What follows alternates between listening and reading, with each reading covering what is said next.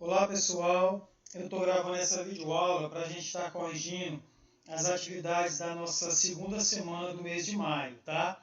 Eu vou dividir a correção em dois vídeos. Nesse primeiro vídeo eu vou corrigir o exercício da página 114, tá? Mais 10 questões do outro exercício.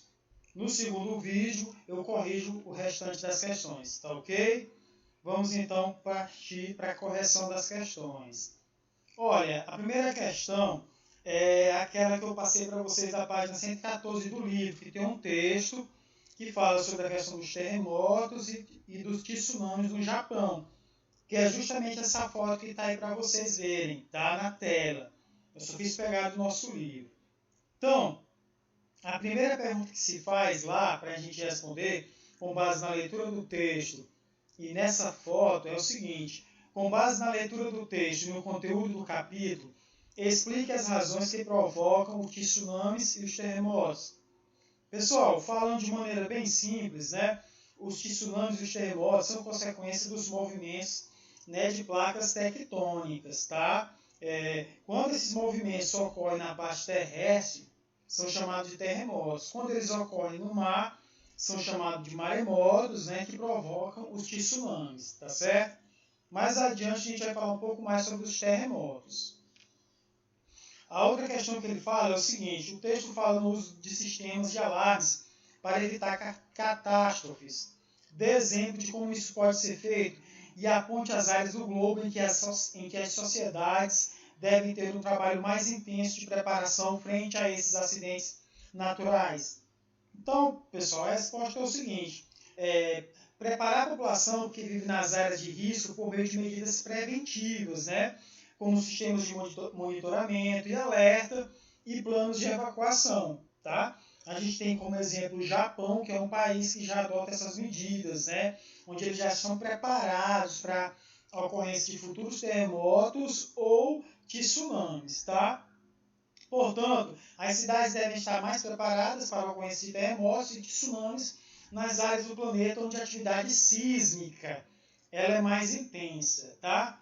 Nas questões adiante a gente vai falar mais onde a atividade sísmica é mais intensa, tá? Então aí a gente corrigiu o exercício da página 114, as duas questões do exercício enfoque, tá?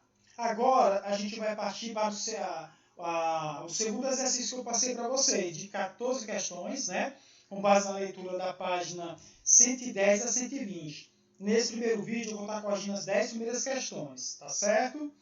Então vamos lá. A primeira é: explique o que são placas tectônicas. A gente acabou de falar, né, pessoal? Tá aqui a imagenzinha para vocês das famosas placas tectônicas, né? As placas tectônicas são segmentos, né, da litosfera que se movem sobre o manto superior do planeta, né? Então são essas aqui, ó. Essas divisões aqui representam, né, cada placa tectônica, né? Está aqui, por exemplo, a região do Brasil, né, onde fica a América do Sul, está numa placa. A região da África já está em outra placa tectônica, tá? A região aqui da Índia. Existem diversas placas tectônicas ao longo do globo, ao longo da Terra. E essas placas, elas continuam em movimento, em constante movimento, tá? A gente vai ver mais à frente, né, que quando elas entram em choque, isso acaba provocando a ocorrência dos terremotos, tá bom? Continuando, como são provocados os terremotos? Eu acho que já dei até um spoiler a respeito aqui, né? Então, os terremotos, pessoal, eles ocorrem através do choque das placas tectônicas. Quando uma placa vai de encontro à outra, isso acaba provocando os terremotos, né? Provocando danos de magnitudes, às vezes, bem severas em determinadas regiões do planeta, como mostra essa ilustraçãozinha para vocês, tá certo? Então, todo mundo já sabe, os terremotos ocorrem através do choque das placas tectônicas, tá ok? Continuando, em qual placa tectônica o Brasil está localizado? Pessoal, tá aí as placas tectônicas, como eu já falei para vocês. Outra ilustração, temos várias placas aqui, né? E vocês podem observar que o Brasil está localizado aqui, ó. Então, na famosa placa sul-americana. Então, o Brasil está localizado na placa continental sul-americana, tá certo? Próxima questão, quarta questão que eu indaguei lá para vocês. Explique por que o Brasil não sofre com terremotos de grande intensidade. Então, pessoal, o Brasil não sofre com terremotos de grande intensidade pelo fato dele estar no meio de uma placa, né? No meio da placa sul-americana. Vocês devem lembrar que as áreas mais instáveis são aquelas regiões que estão próximas ao ponto de encontro das placas. Então, isso faz com que o Brasil não tenha terremotos de grande intensidade. Pode haver tremores e tal, mas nada comparado com regiões que ficam nos limites das placas tectônicas, tá? Só fazendo um parênteses aqui, pessoal, eu não sei se eu comentei no início do vídeo, eu estou corrigindo as atividades da segunda semana do mês de maio, tá certo? Continuando, conceitue Pangeia. O que é Pangeia, pessoal? Você já deve ter ouvido falar. Pangeia, pessoal, era esse supercontinente aqui, ó, que teria existido no início da Terra, né? Então, há milhares e milhares de anos só existia uma enorme quantidade de massa, né? E esse único continente recebia esse nome de Pangeia. Com o passar do tempo, com a teoria da deriva continental, que vocês devem ter lido já no livro de vocês, né? Eu comentei, esses continentes foram se afastando, atingindo a configuração atual. Tá certo? Vamos para a próxima questão, que é a sexta questão. Diferencie placas tectônicas convergentes e divergentes. Eu coloquei uma ilustraçãozinha para vocês aí. Placas convergentes são aquelas placas tectônicas quando elas vão uma de encontro à outra, né? Que elas se chocam, tá? Elas são chamadas de convergentes, que é esse exemplo aqui, ó. Nós também temos as placas transformantes, que são aquelas placas que ela ocorre quando elas se movem em sentidos opostos, tá? Isso provoca sérios falhamentos, né?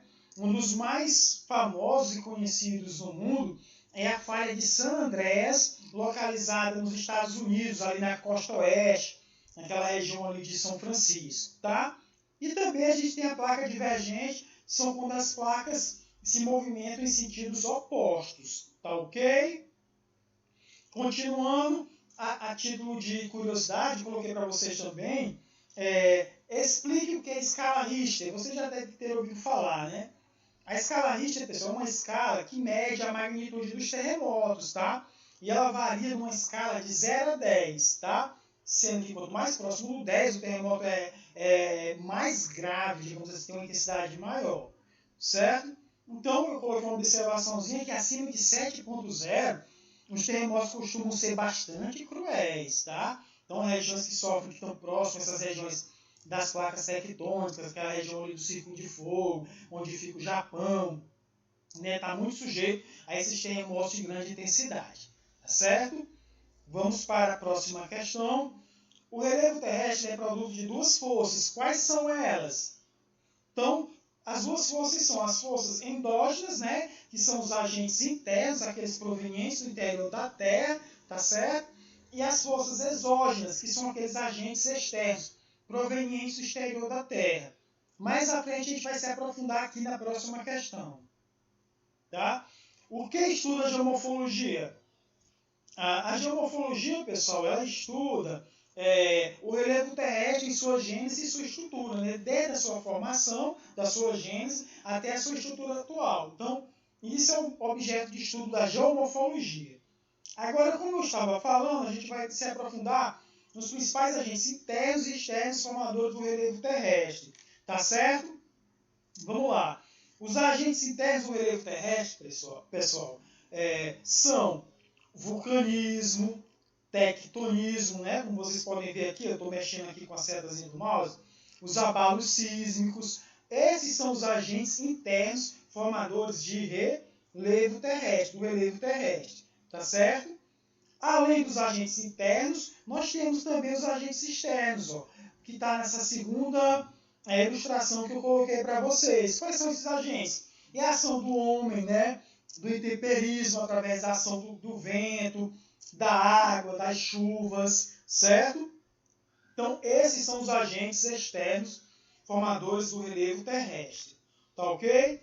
Então, aqui, a gente vai finalizando a correção dessa primeira parte das nossas atividades da segunda semana de maio, tá?